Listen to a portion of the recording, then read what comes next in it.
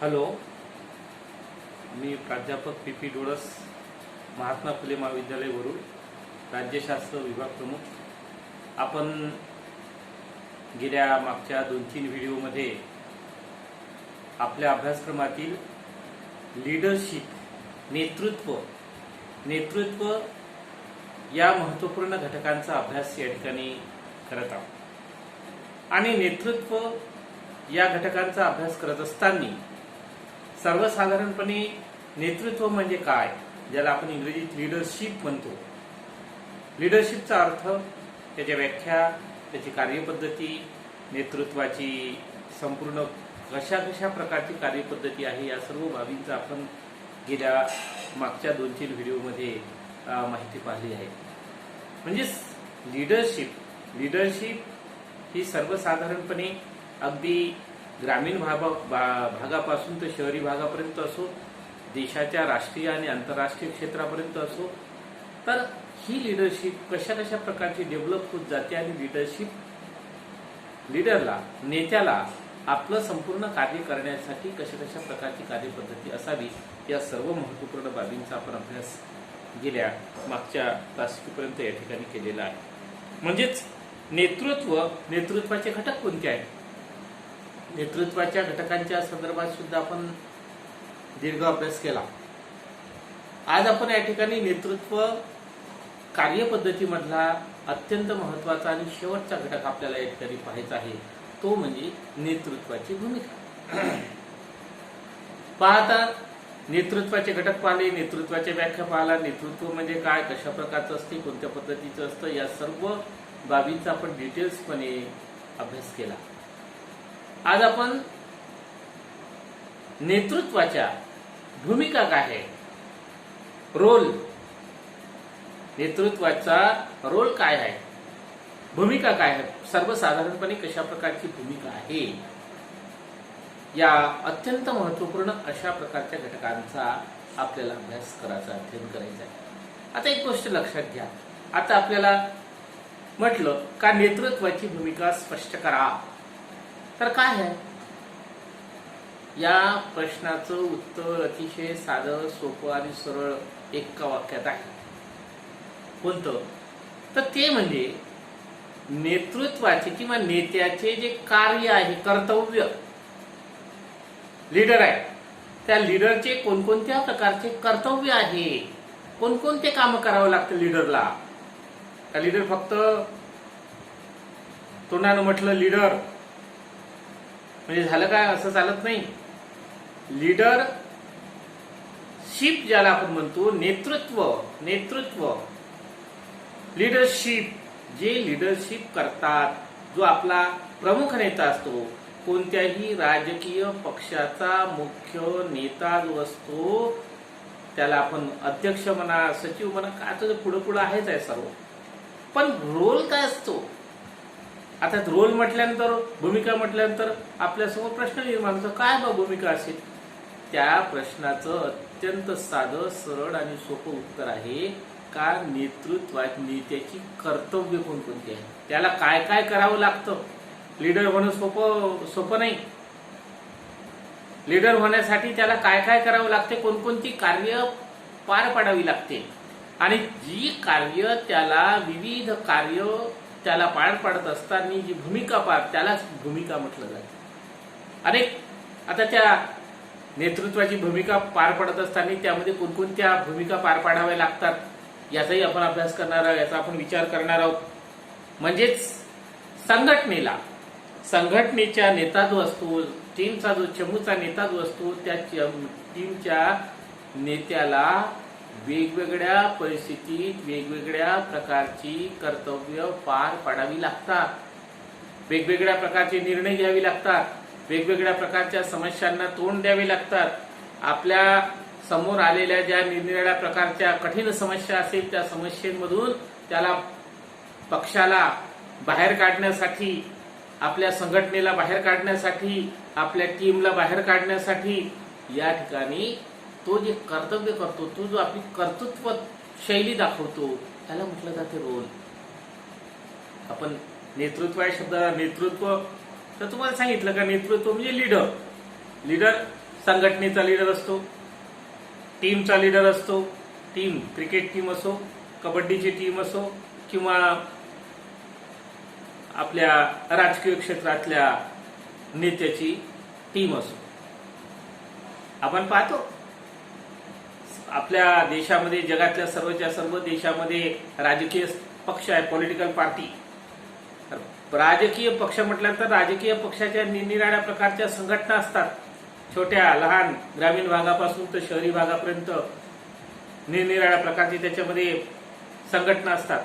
त्या संघटनात तालुका प्रमुख, जिल्हा प्रमुख, प्रादेशिक प्रमुख, राष्ट्रीय प्रमुख अशा अनेक प्रमुख असतात. पण प्रत्येकाचा रोल वरच्या अध्यक्षापासून तर खालच्या अध्यक्षापर्यंत, जिल्हा, तालुका, गाव, हे जे अध्यक्ष असतात आणि त्यांचे संघटन जे असतात, त्या संघटनेचा पूर्ण कार्य करण्याची जी पद्धती असते ती कशा पद्धतीने केली पाहिजे त्याला म्हटलं जाते त्याची भूमिका काय असते. जसं दिल्लीच्या ठिकाणी केंद्रीय नेतृत्व जर असेल, केंद्रीय नेतृत्वाची भूमिका वेगळी.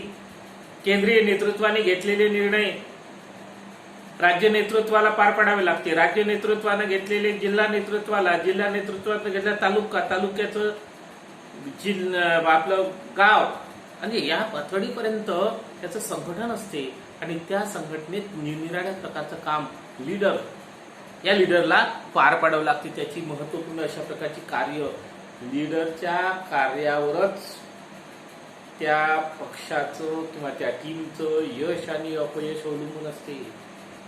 कोणत्या परिस्थितीत कोणता निर्णय घ्यायचा, कोणत्या समस्यांमध्ये कोणकोणत्या प्रकारचं कशा प्रकारचं कार्य करायचं, हे सर्वसाधारणपणे सर्वांना या कार्य करावं लागतं.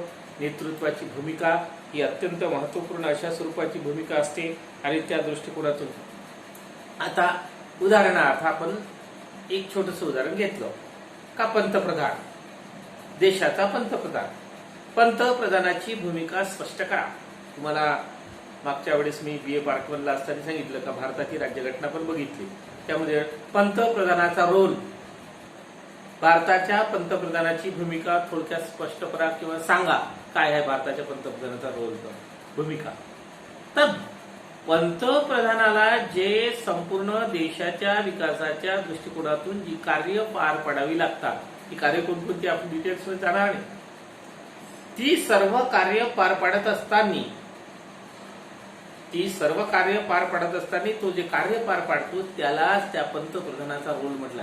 राष्ट्रीय असेल, आंतरराष्ट्रीय असेल, धोरणात्मक असेल, उद्योगात्मक असेल, आर्थिक क्षेत्रात, आता सर्व म्हणजे ही अशा प्रकारची संपूर्ण भूमिका, संपूर्ण कार्यपद्धती त्याला या ठिकाणी केली जाते. आणि त्यानुसार नेतृत्वाची भूमिका कशा प्रकारची असतात, नेतृत्व या शब्दाचा अर्थ पाहिल्यानंतर नेतृत्वाच्या भूमिकेचं विवेचन जे आहे ते कशा कशा प्रकारचं केलं जाते.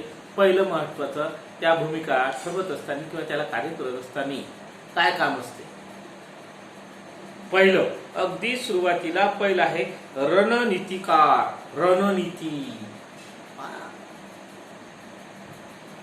रणनीती ठरवणे.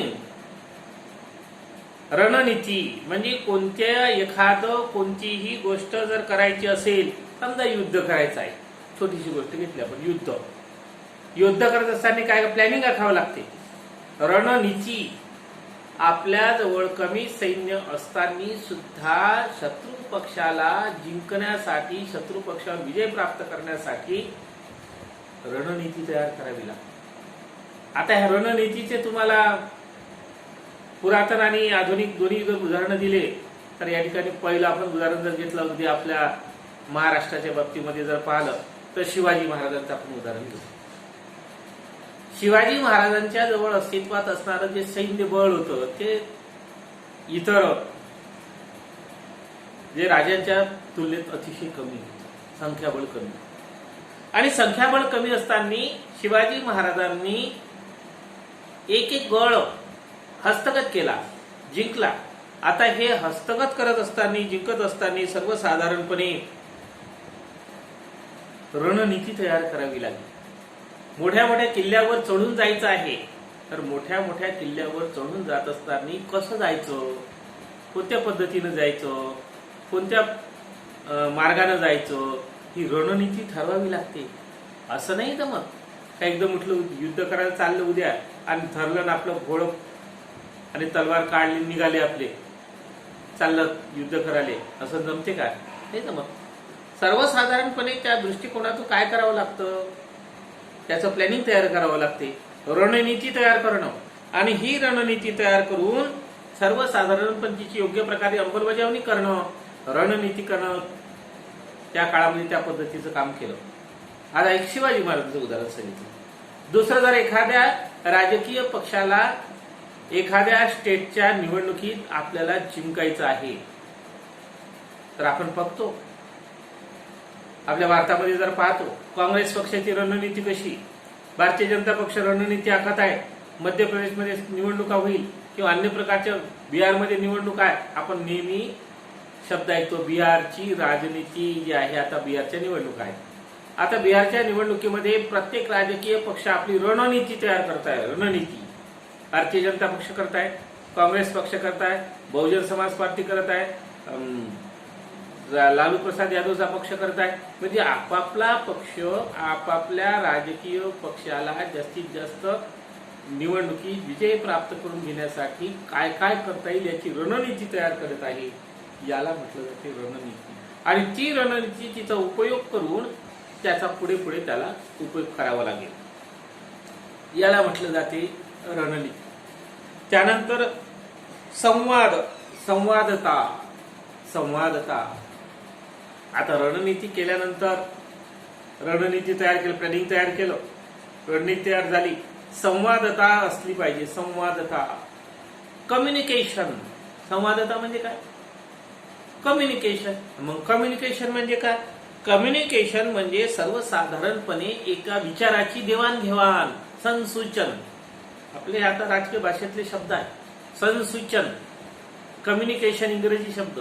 म्हणजे या ठिकाणी विचाराची देवाणघेवाण, तिकड आदान आणि प्रदान. म्हणजे इकडचे विचार तिकडे मांडले पाहिजे, तिकडचे विचार इकडे मांडले पाहिजे, तिकडचे काय केलं पाहिजे.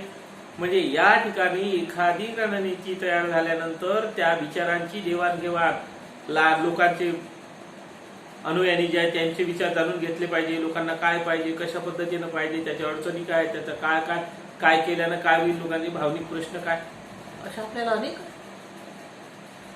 निवडणुकीच्या कालखंडात कम्युनिकेशन, आपण म्हणतो ना लोकांचं कम्युनिकेशन कमी पडलं, संवाद कमी पडला.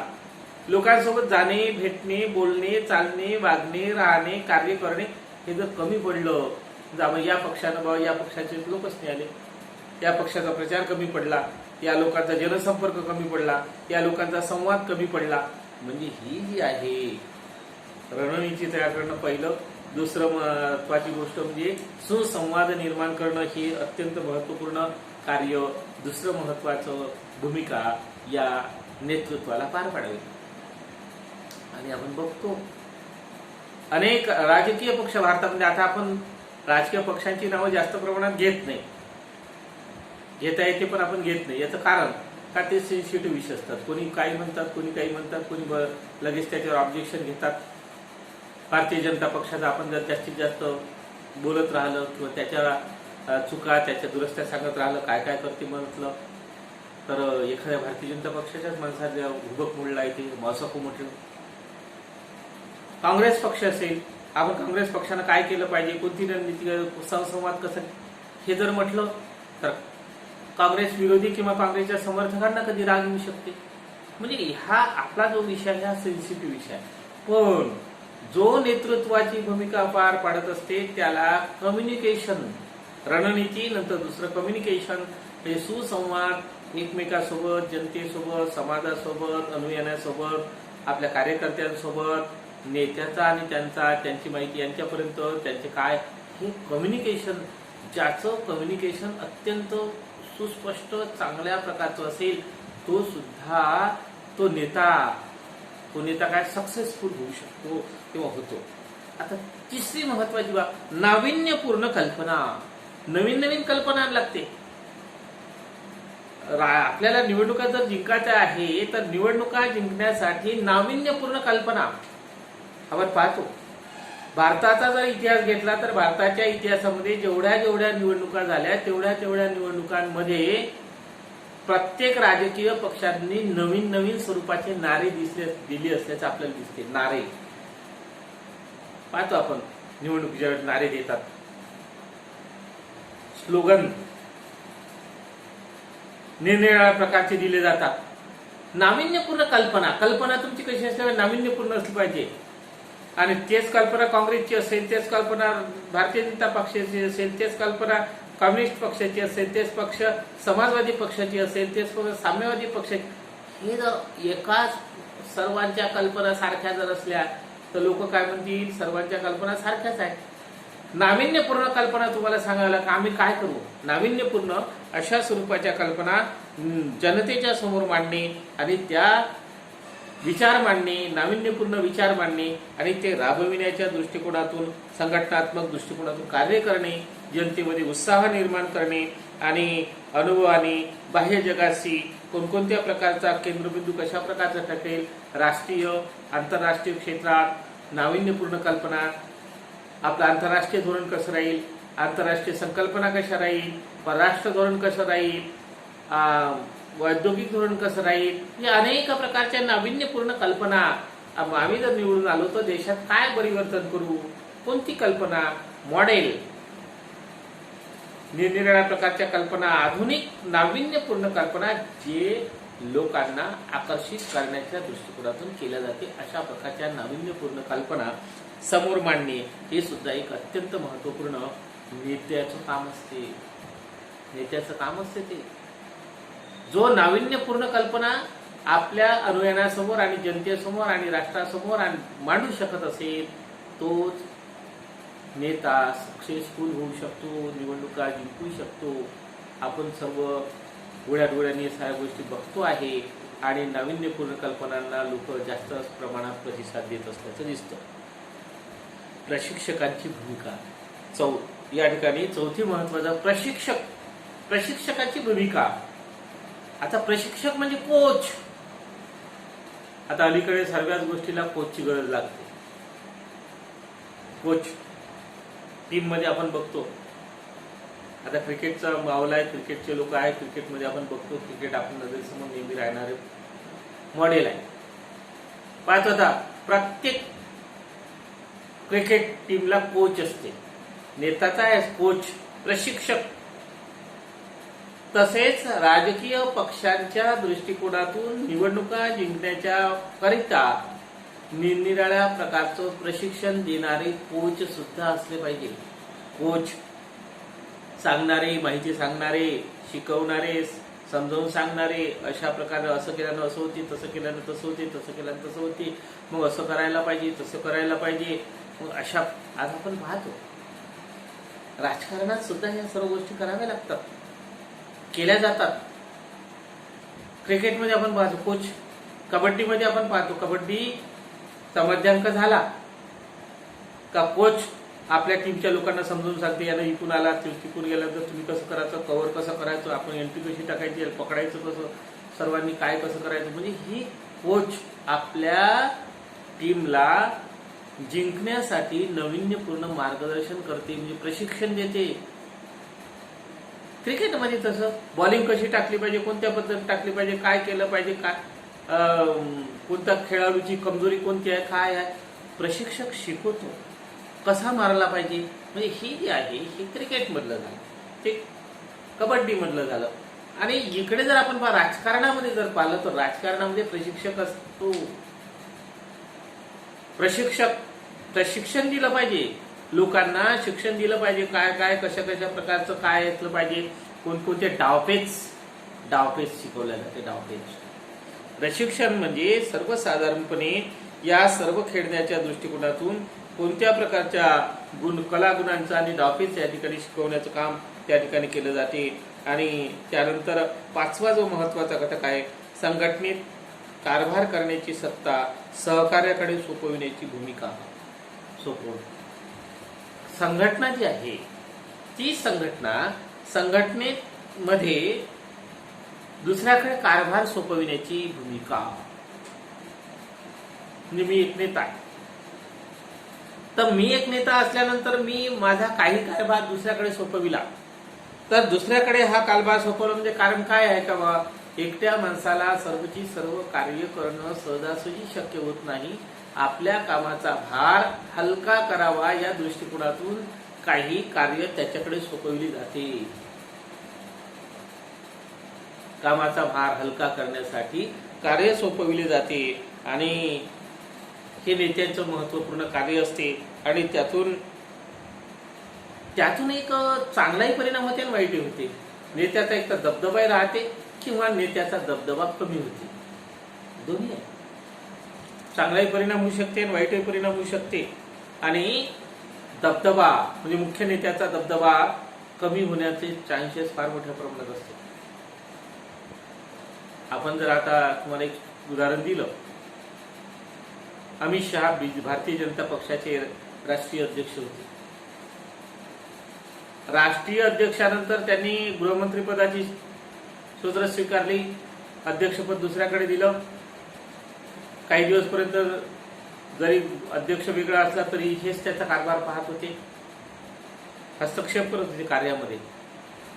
पण जो मुख्य अध्यक्ष असताना जेवढा प्रभाव पडत होता तेवढा नंतर तेवढा पडला नाही. कारण काय, हे सत्तेत वाटणी झाली. तेवढा प्रभाव दबदबा जो कायम स्वरूपाचा राहिला पाहिजे होता तो या ठिकाणी राहत असल्याचं आपल्याला दिसत नाही. आणि शेवटचा जो भूमिकेतला आपण शेवटचा महत्वाचा घटक या ठिकाणी पाहणार आहोत, राजकारणाच्या या भूमिका कोणती असते, नेतृत्वाची भूमिका. तर ती नेतृत्वाची भूमिका नाविन्य परिस्थितीशी जुळून घेण्याची भूमिका. नाविन्य परिस्थिती कशी असते, नवीन परिस्थिती असते, नाविन्यपूर्ण परिस्थितीशी जुळवून घेण्याची भूमिका. आता नाविन्यपूर्ण परिस्थिती आपण पाहतो, रोज परिस्थिती बदलते, काळानुसार, वेळेनुसार, परिस्थितीनुसार, घंट्याघंट्यान परिस्थिती बदलते, क्षणाला परिस्थिती बदलते, नाविन्यपूर्ण परिस्थिती तयार होते.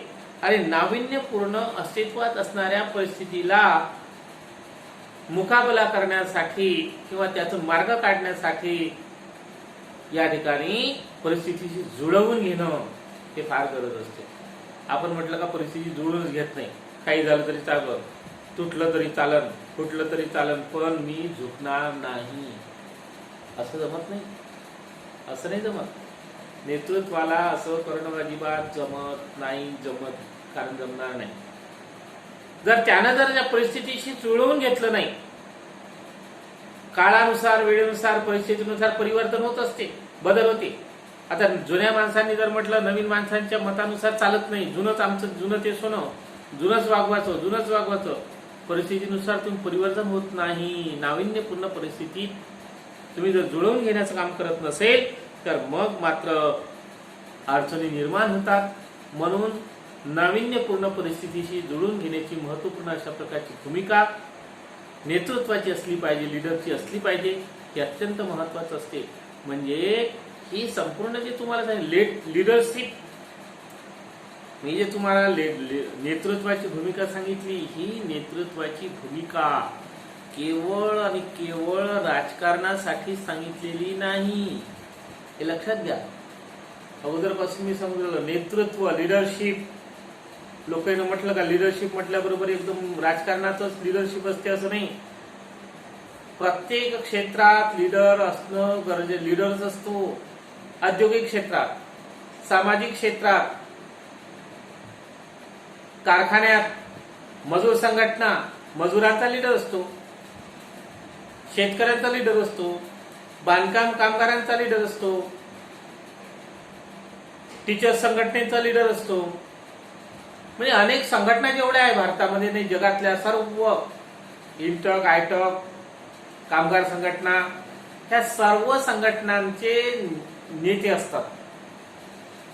बरोबर आहे, सर्व संघटनांचे नेते असतात. आज सर्व संघटनांच्या नेत्याला आपापली संघटना पॉवरफुल करण्यासाठी किंवा ती चांगल्या प्रकारे पुढे नेण्यासाठी हे जे सांगितले आहे ते सर्व नेतृत्वाला हे सर्व कार्य करावे लागतात. सर्व भूमिका या जे सांगितले तुम्हाला 6, या सर्व गोष्टी सर्व प्रकारच्या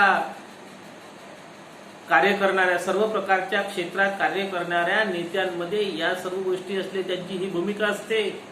परिस्थितीशी जुळवून घेणं, परिस्थिती सोडून घेणं काय फक्त राजकारणातलंच काम आहे असं नाही. कामगार संघटना, कामगारांचा कोणता प्रश्न आज कोणता आहे?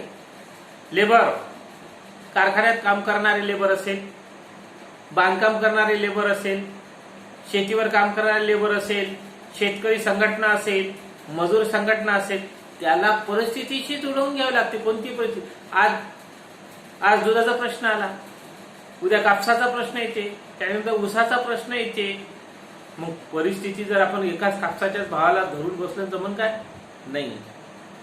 ज्या परिस्थिती, ज्या वातावरणात, ज्या भागात, ज्या गोष्टीसाठी जी परिस्थिती अनुकूल आहे तिथं बदल, नाविन्यपूर्ण अशा प्रकारचं कार्य करावं लागतं. अशा आता हे झालं सर्वसाधारणपणे नेतृत्वाची भूमिका बजावणाऱ्या कार्याच्या नेत्यांची ही भूमिका, म्हणजेच हे जवळजवळ 6 कार्य नेत्याला, प्रत्येक विभागातल्या, प्रत्येक कार्यक्षेत्रातल्या नेत्याला ह्या सर्व गोष्टी कराव्या लागतात.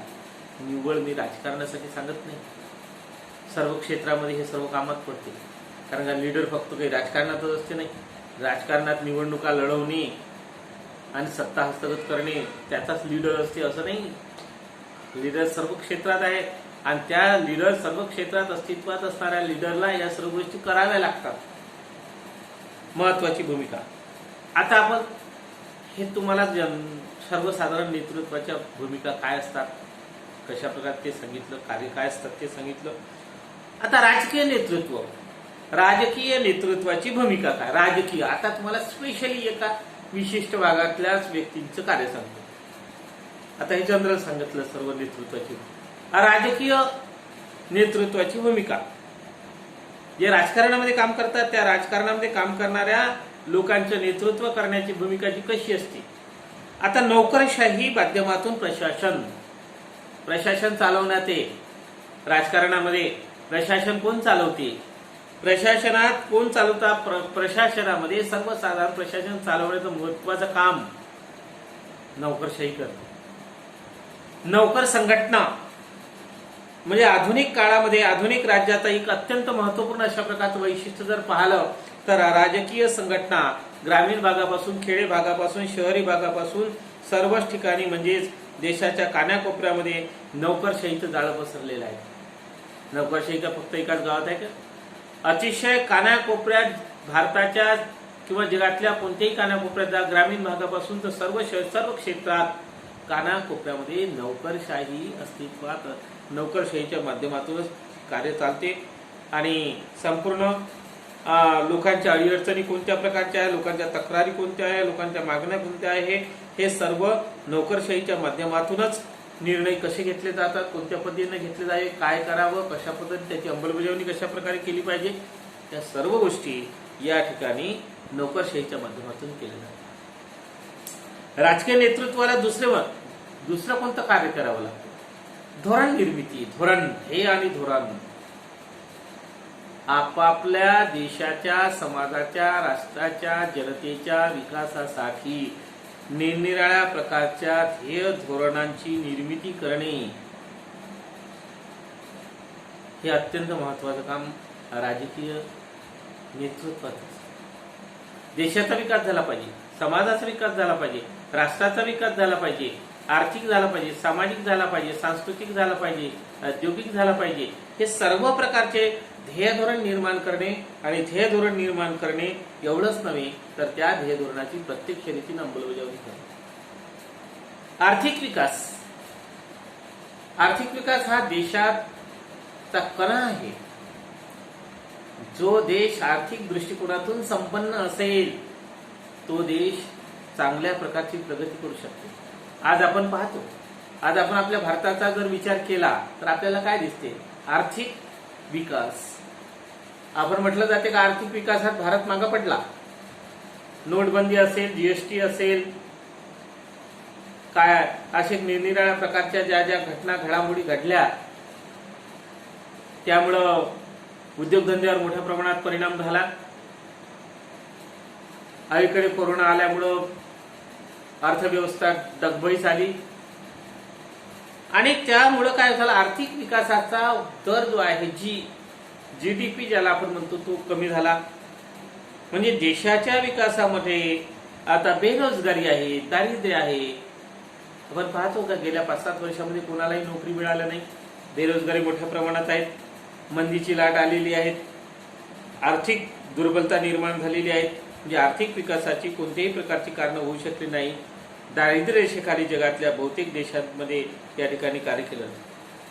तिसरं महत्वाचं राष्ट्रीय नेतृत्वाचं काय असते कार्य, राष्ट्र बांधणीचं काम. राष्ट्र बांधणी, कारण का राष्ट्राची बांधणी देशाच्या जनतेमध्ये ऐक्याचा भाव निर्माण करणं, देशाच्या जनतेमध्ये ऐक्याची भावना निर्माण करण्याचं महत्वपूर्ण काम केलं जाते. आणि देशात धर्मभेद, वर्णभेद, लिंगभेद, जातीभेद, जन्मभेद या सर्व गोष्टी ज्या आहेत त्या सर्व गोष्टी विसरून एकात्मतेच्या दृष्टिकोनातून, विकासात्मक दृष्टिकोनातून कार्य करणं हे सुद्धा महत्वाचं काम असते.